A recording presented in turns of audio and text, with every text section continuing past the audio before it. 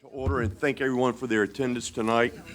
I am required to read this letter. Honorable members of City Council, in accordance with the Virginia Beach City Code, Section 2-21, and by the authority vested in me as mayor of the City of Virginia Beach, I hereby call for a special formal session of the Virginia Beach City Council, Tuesday, April 26, 2016, at 6 p.m., City Council Chambers, 2401 Courthouse Drive. The purpose of the special formal session is to conduct a public hearing on the proposed real property tax rate caused by the increase in annual assessments. Also, the fiscal year 2016 operating budget as submitted to the City Council proposes maintaining the current real estate tax rate at 0.99 on each $100 of assessed real property. Due to the appreciation of real property within the city, the proposed rate results in an effective increase in taxes of more than 1%.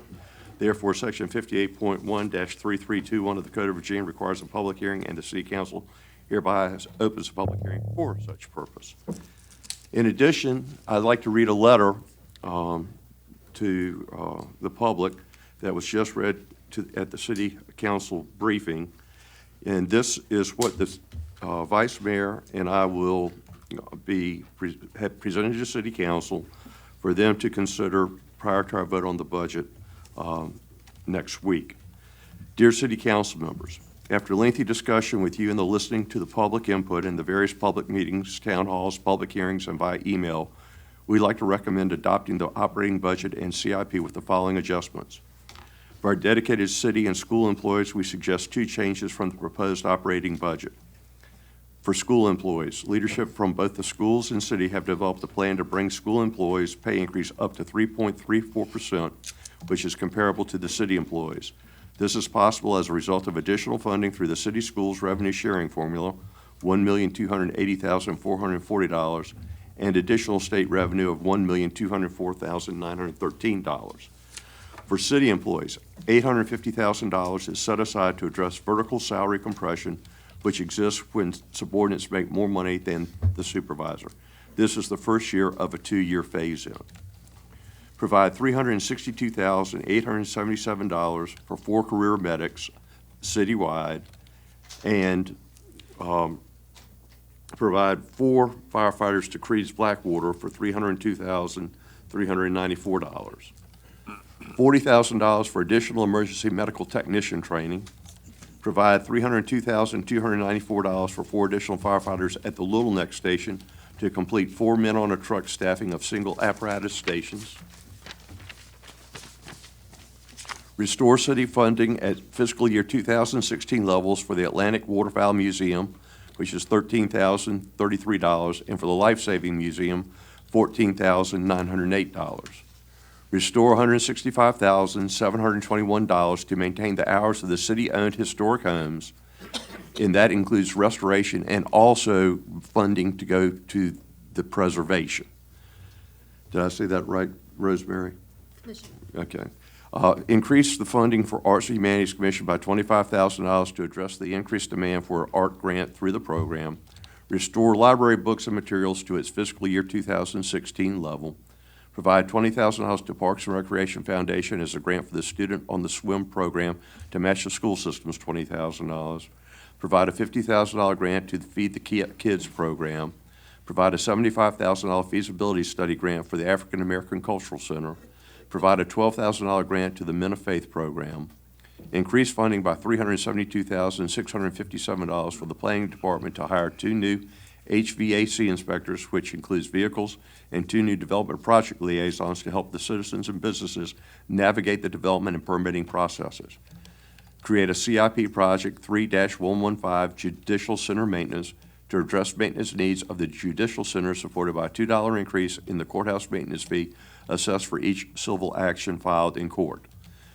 Reduce the residual parking fee for the employees from $20 a month to $10 a month per city council action in April, a revenue decrease of $91,438, and offset the loss of revenue by lowering a parking maintenance reserve and professional services account.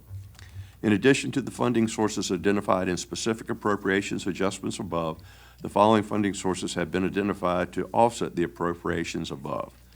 After review of the state's estimate for this revenue, as well as recent trends, We recommend increasing the estimate of general sales by $1,513,166. Based on the final General Assembly action, increase 599 state aid to localities with police departments by $346,031.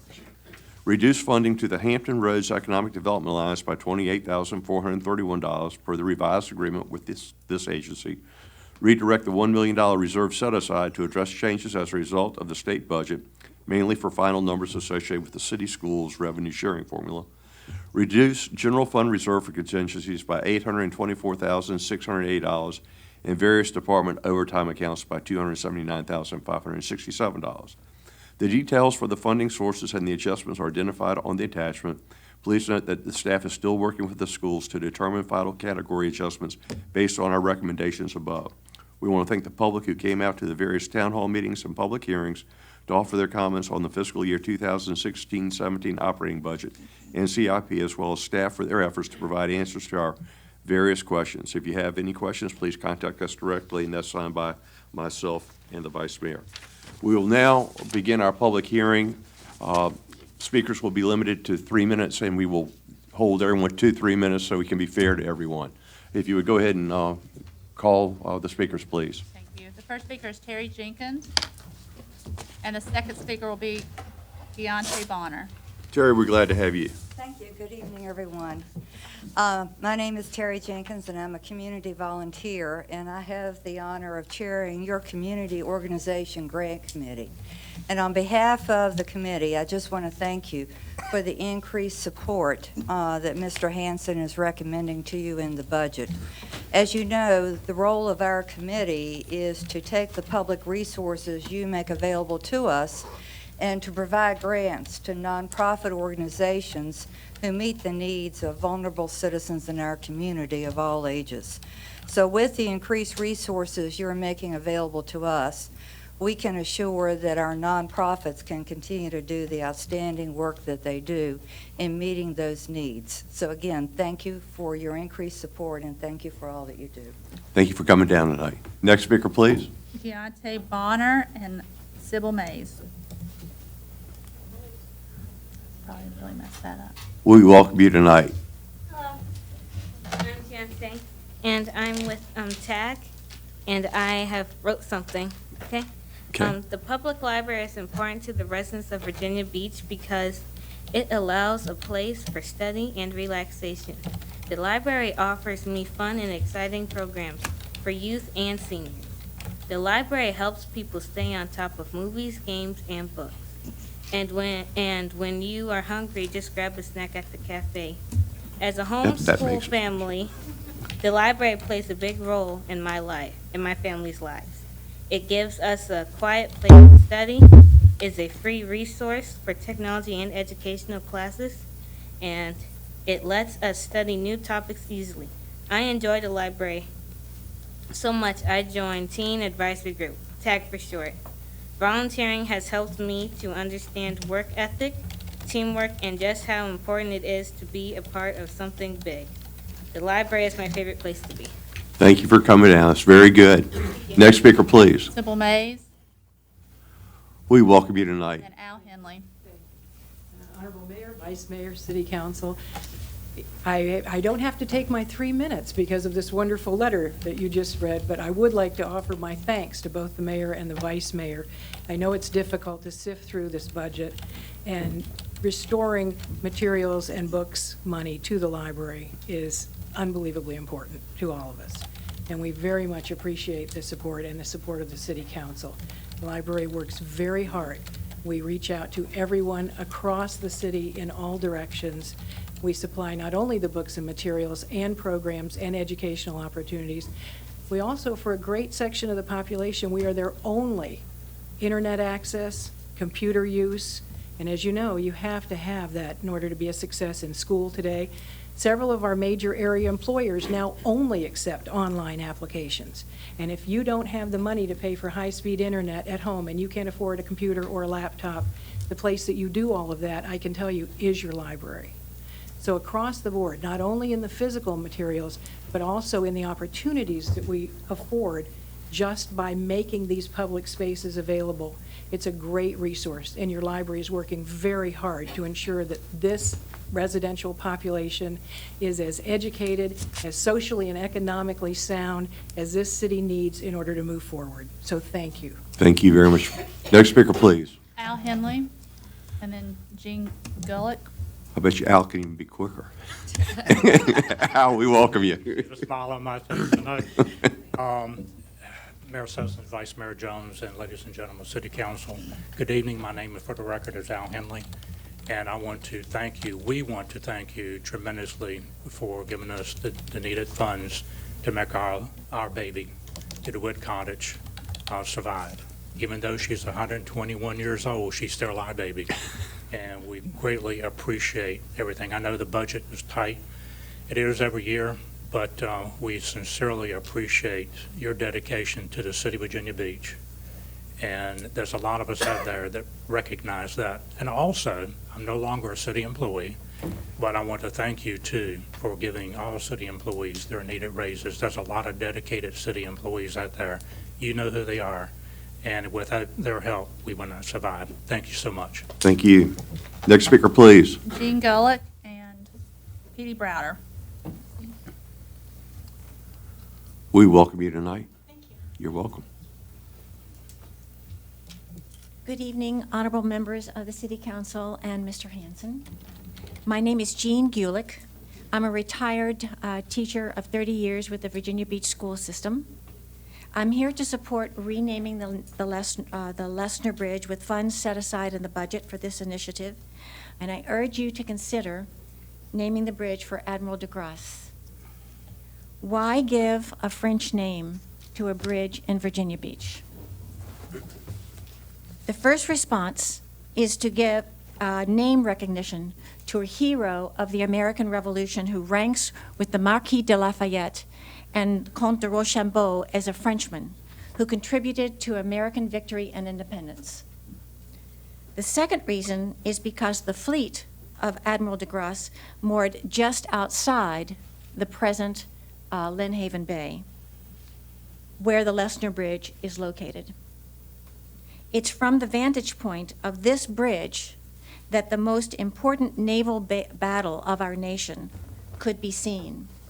Unfortunately, no American military were present to see this impressive sight. The troops of George Washington and Rochambeau did not arrive in Williamsburg until a week after the Battle of the Capes. And I have kind of a rough copy from the maps of Rochambeau showing here would be where the Lesner Bridge is crossing.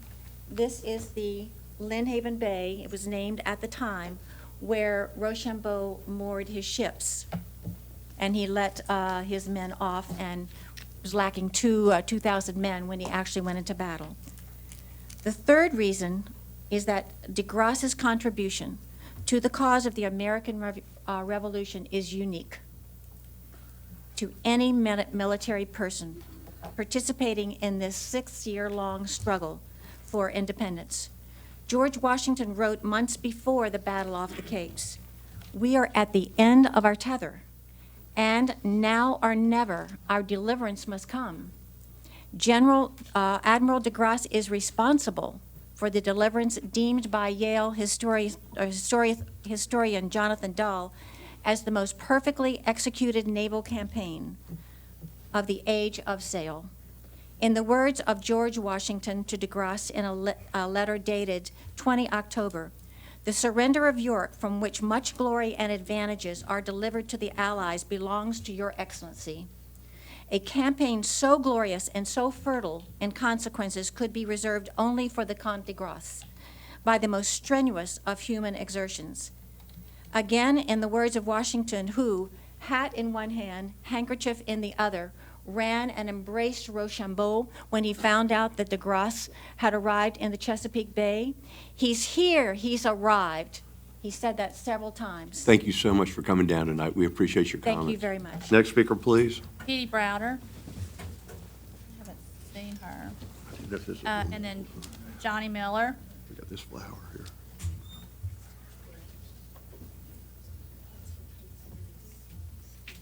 Johnny Miller.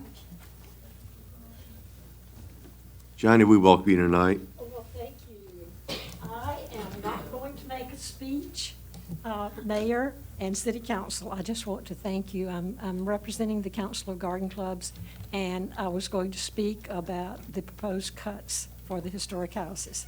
The Council of Garden Clubs represent around 40 clubs, and we were extremely concerned about the cuts. We were extremely concerned about closing the houses for any time because they are such a unique treasure and offer so much history to all of us. And I do have some letters that I'll deliver, but I know they would have put on there a P.S. Thank you. Yes, ma'am. Thank you, ma'am. Dr. Rick Klobuchar. Thank you. And then Jennifer Carson. We welcome you today, sir. Thank you. First of all, I'm so glad you got my name pronounced right. Usually it's my wife that comes up here, and when the name is pronounced wrong, she blames it on me. So I'll give her an A+ on that. Great. I also appreciated the opportunity to talk last week as the president of the Friends of the Historic Houses. And so we are very pleased to see the money be restored to the historic houses. David McCulloch, the well-known author, said that we are raising a generation of historically ignorant children. We have a great and wonderful history here within Virginia Beach, and it is so wonderful now to be able to see the support of council to talk about our heritage. I can tell you that as a president of the Friends, our board is just absolutely concerned about wanting to make the houses be more economical, be more available. To wit, that we are planning on sponsoring a Princess Anne County historical fair that we will make freely available to the public. But this effort will seek to draw all of our friends in all of the houses, DeWitt, the Life Saving Station, our friends in the library, the friends out of the Council of Garden Clubs, anybody who's been concerned about the history and culture of the city of Virginia Beach, and we're going to do that. And we're also going to work to be able to publicize more the programs that the houses have. We realize that the houses can be a bit of a financial burden, but our treasury is pretty flush right now, and we stand by to commit that to make this all be a success. So, Mayor Sessoms, I do have one thing for you, okay? And what I'm going to do is I'm going to ask Ms. Wilson to pass it to you via Mr. Jones. But this is our Friends Rock. Now, I would have said I might have thrown it at you all if you didn't return it. Okay. We're used to that. I'm sure you've gotten a lot of rocks thrown at you in your career. But what I'd like to do, Mayor Sessoms, is make you an honorary member of the Friends, and we'll have it via the two other Friends members. Thank you very much. Thank you very much. Jennifer Carson. And Eric Duran. You have arrived. Took me 20 years to become his friend. We welcome you tonight. Thanks. Bonsoir, good evening, Your Honors. Mayor Sessoms, Vice Mayor Jones, honorable members of the council, Mr. Hanson. I'm Jennifer Carson. I'm a world languages educator, a member of the Alliance Française and the sister cities, and I'm also interested in the service of history here in Virginia Beach. I'd like to request funds, as did Ms. Gulick, to be set aside to rename the Lesnar Bridge to commemorate the influential historical figure, Admiral Francois Joseph Paul de Grasse. I support renaming the bridge as it would offer a tangible symbol to our citizens and to the millions of visitors that come to Virginia Beach every year, displaying the historical significance of Admiral de Grasse and his contribution to our winning the Revolutionary War.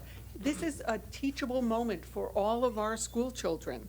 Nearly 250 years ago, Admiral de Grasse's fleet was anchored, as Ms. Gulick said, in the Lynnhaven Bay, right by the bridge, during the 2-month blockade of the Chesapeake Bay during the Battle of the Capes. This is considered to be both the most important naval battle of the 18th century and one of the least known battles in naval history. 209 French sailors died in that battle, more than the combined French and American losses at Yorktown. The battle and de Grasse's blockade of the Chesapeake prevented the British from evacuating and reinforcing Cornwallis, leading to his surrender and ultimately to our own freedom and our independence as a nation. This heritage of friendship and diplomatic alliance resonates today with the local presence of NATO and with America's continuing role as a protector of liberty throughout the world.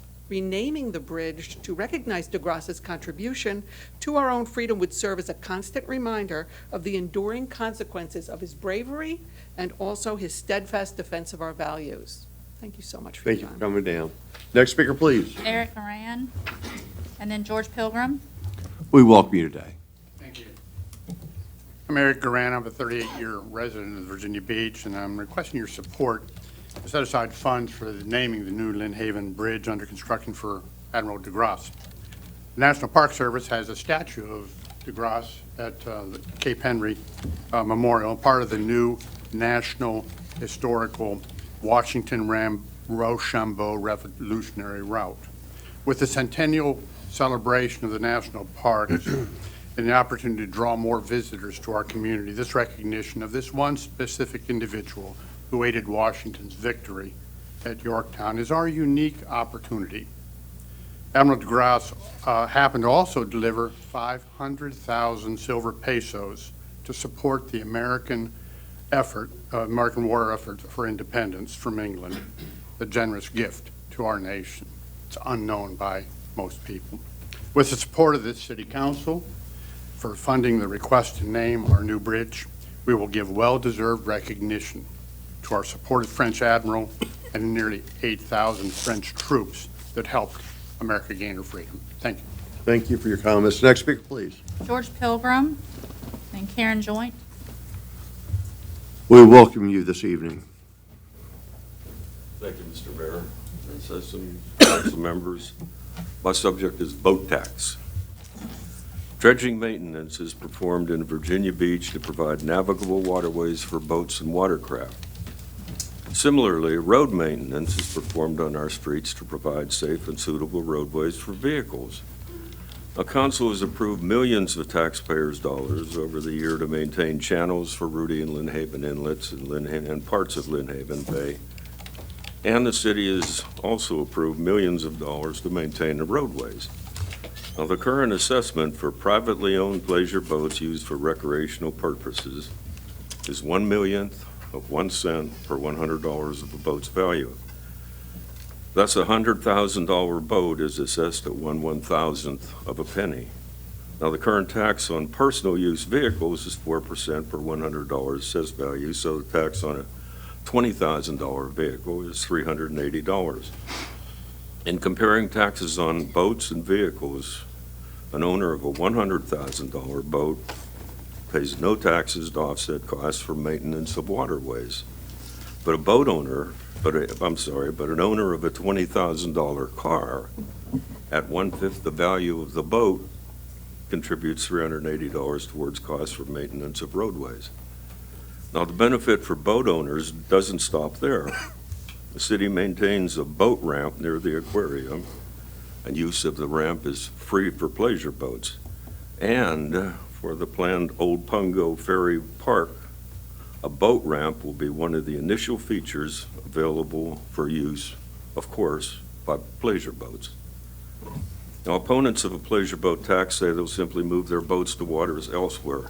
I say let them move.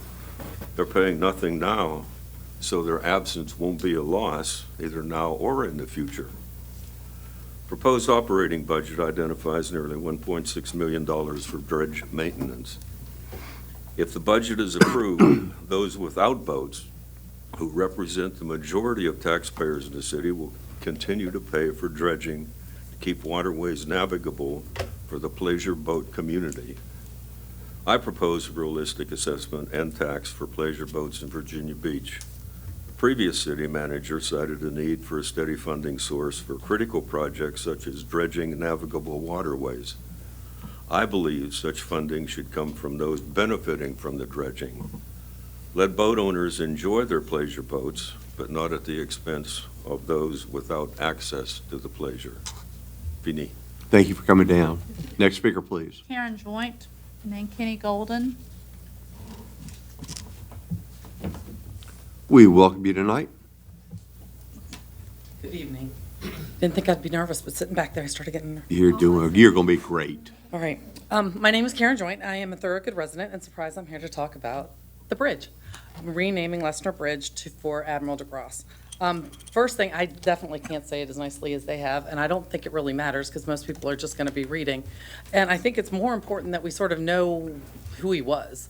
Personally, I had no idea why it's named the Lesnar Bridge. I've recently been told, as well as also recently found out more about George Washington, General Rochambeau, and DeGrasse out here at the Lynnhaven Bay. Apparently, they were all anchored at the Lynnhaven Bay, right outside the inlet, right outside where I live, actually. It was the first time the three had met face to face.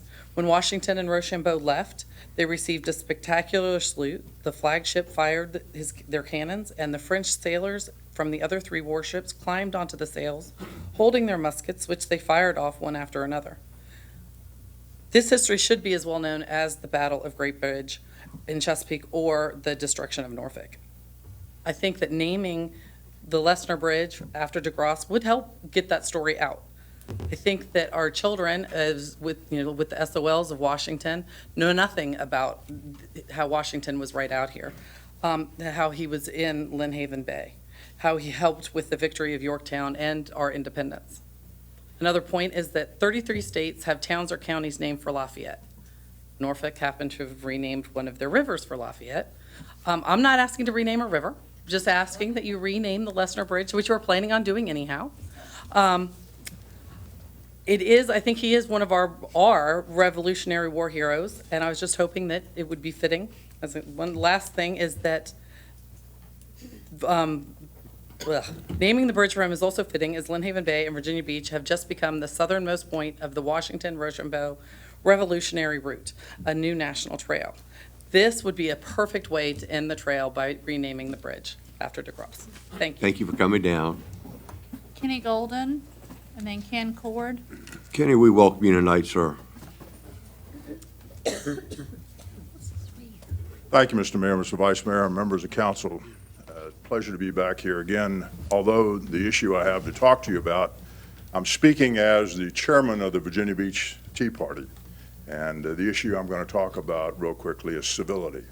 Whenever I've had the pleasure of speaking here, we may have disagreed, but it's always been a civil discourse from me to you and back to me. I admire your patience in watching some people come up here and what you've displayed, your patience and how civil you've been when you've been presiding over this, and I thank you for that. Thank you. But this past week, we had an example of that civility not coming back from the city council. A member of this council called my vice chair a liar. A member of this council also told another member of one of my boards to go to hell. To me, that is not acceptable. Civil discourse goes both ways, and I've admonished people from speaking uncivilly from this microphone. I expect it to be the same way coming back from you folks. I'm not going to discuss the name of the person. I'll call you personally about that. But what I'm asking for is a public apology from this individual to the two individuals, Diana Howard and Beatrice Browder, P.D. Browder. Those two individuals were insulted, and they should be insulted. And I'm personally insulted as members of our board that they were treated that way. And I don't think that's not the civil way to conduct business between the council and people that come forward. Whether you agree with them or not, I don't think that's the way it is, and I'm asking for an apology. Thank you. Thank you for coming down. Thank you for your comments. Next speaker, please. Ken Cord, and then Diana Howard. We welcome you today, sir. The idea that our taxes are not being increased is a bold-faced lie. Yes, the tax rate is going to stay the same. However, our taxes, such as the mortgage, are going up. The majority of the home assessments are going up, and the homeowner will pay more in taxes. It's no different than paying or taking out a loan, regardless of what the how big or small the loan is. that higher loan will have a higher minimum payment, and the interest is, that's accrued on top of it. So don't play semantics. Mr. Davenport, you said that the city needs to increase the population in order to deal with the city, or the rise in city services. If council doesn't bribe private companies to do business within the beach, then the rising taxes will be levied on just those who are already living here. I see two things wrong with that. First, you admitted the city has been and intentionally bringing in higher density. With that, I'd like to thank you personally for your role in adding the traffic congestion to incrementally force us out of our cars and into things like light rail. The city's website blatantly even says to get us out of our cars. Has anyone thought about the empty space after the baby boomers die? I have no, ill fate or ill will towards the baby boomers, but once we grow so much and then they start passing on, then it's just going to be the so-called millennials. Nothing above them. And then we have all that dead space. Secondly, how is it that the city services cost more? When people move to the beach, they don't get free services. They are assessed the same taxes for the services as everyone else. If the population remains a constant, then the revenue would annually be the same.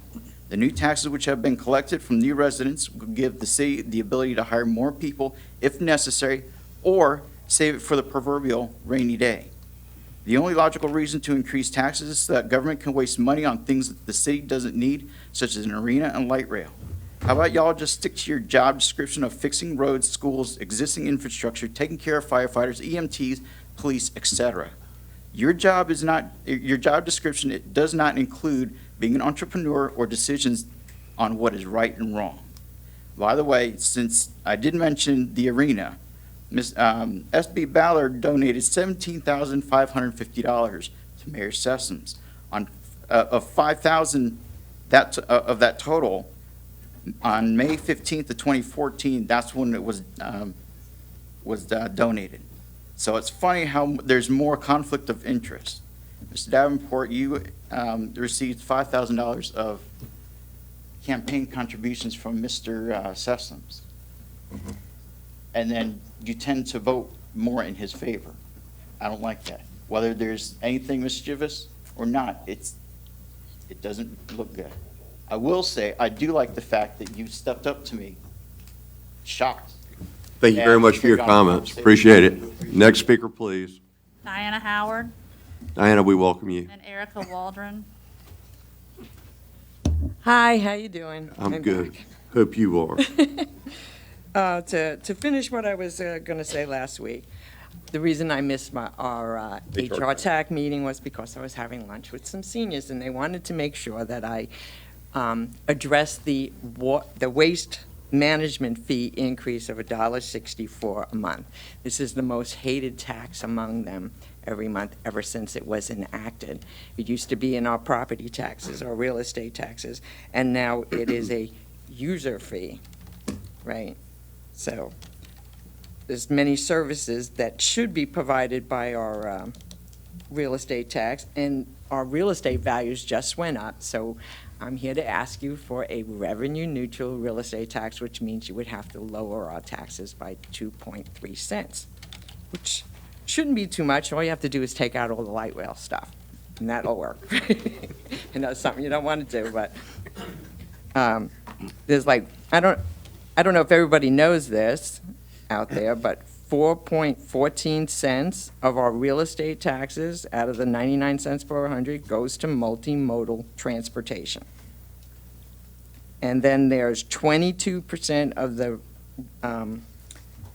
meal tax that goes to multimodal transportation. And then there's the $5 out of our registration fees on our cars that goes to multimodal transportation. So there's a huge amount of money in the multimodal transportation special revenue fund, $33,412,681. So I think we can do away with 2.3 cents on the real estate tax. And Thank you, ma'am. Thank you very much. Thank you for coming down. Next speaker, please. Erica Waldron and Marlena Castelluzza. We welcome you tonight. Thank you. Good evening, Mayor, Vice Mayor, council members, and the city manager. My name is Erica Waldron. I'm a stay-at-home mom to two beautiful little kids under 2. But for the past 3.5 years, I've also had the privilege to serve as a volunteer for Virginia Beach EMS. I'm a paramedic in Virginia Beach. And they told me I had 3 minutes to talk. Yes, I ma'am. promise I won't take that time because 3 minutes doesn't seem that long when you're preparing a speech, but then if you're sitting at home waiting for EMS to show up, 3 minutes seems like a lifetime. And if you've ever experienced that, it can be really scary. In the past 3.5 years, I've seen a lot of positive changes within our system. I've seen a lot of growth in the city, and I've seen a lot of increased need for our services among our citizens. So I wanted to thank you for your interest in the volunteer system in Virginia Beach and your support over those years to try to help us meet those increased requirements. Particularly with the new training funds that were read tonight, that's extremely important to us. So as a volunteer, I wanted to say thank you very, very much. That will greatly help what we do, and I appreciate that. We are very excited to get a new chief, and we expect there to be a lot of changes the next year, and I ask that you just continue to follow us and hold our hand and support us as we get to those new changes. I know we'll probably be requesting a little bit more support since we're trying to figure out what exactly we need, and I hope that you'll continue to show that interest, and I want to thank you for doing everything you have done for us in those past couple of years, so thank you. Thank you very much. Marlene Castelluzza. We welcome you tonight. My name's Marlena Castelluzzo, Chair of Virginia Beach Taxpayer Alliance, and on behalf of VBTA, I would like to apologize for our organization coming forth meeting after meeting, year after year, trying to confuse this council with budgetary facts, detailed data, and fiscally responsible plans of action for funding necessities as safety, fire, police, eroded infrastructure, and education versus the needless spoils in our city's out-of-control budget. Shame on the association. But to address not just the abysmal record of stewardship of this council displays, excluding Mr. Moss and periodically Mr. Dyer, council's total disregard for its citizens certainly exceeds our reduced time as an organization from 5 minutes to 3. Thank you, Mayor. Our membership emphatically opposes the bloated budget, excessive addition to the city manager's staff, and are again revolted at your contempt for Virginia Beach citizens. No doubt proposed increases will again be laid on the backs of our educators, our firefighters, and our police, and the public servants who eternally suffer from your special interest budgets. May of 2015, our former city manager stated in his briefings to this council that we were facing minimal at best economic growth at the beach. Did that suddenly change? Did a Fortune 500 move to the beach and you kept it a secret? Did the military move multiple carriers back or air wings and we were kept in the dark? We all know the answer is a resounding no. Yet you still propose to burden an already suffering populace with increased tax burden. Frantic to rid this city of an unresponsive, special interest-loving manager, we got one who succeeded in not only making himself omnipotent, but with only 2 months on the job at a salary of over $250,000 plus $1,000 a month car allowance to drive back and forth to work, finds he's not capable of doing the job unless he adds additional staff, deputy manager, and assistants to his office. If the job is too much for you, Mr. Hanson, and a salary that exceeds that of our Secretary of Defense, who just might have slightly more responsibility than the city manager of Virginia Beach, we encourage you to resign and seek a less demanding employment. When you took the job, you pledged, and I quote, to leave trustworthy organization that delivers quality services. Seriously, trustworthy in the same sentence as Virginia Beach city government. If ever there was an oxymoron, that's it. Citizens wonder why council doesn't have a clue what financial struggles are. With a city manager pulling in over $325,000 between military retirement and salary, and a mayor with his golden parachute of $700,000, we have leadership that's unresponsive to the average citizen on a fixed income. Citizens that have to make a decision to buy their medication or pay their electric bills or their exorbitant water bills. As usual, people asking and advising you to exercise your fiduciary responsibilities are speaking on deaf ears. You've already made up your minds to push through whatever boondoggle projects and special interest paybacks you will simply place on the burden of financial hardship on the taxpayers. Thank you so much for coming down tonight. Next speaker, please. All the speakers, Your Honor. Thank you very much, council. We will adjourn, and thank you all for your hard work.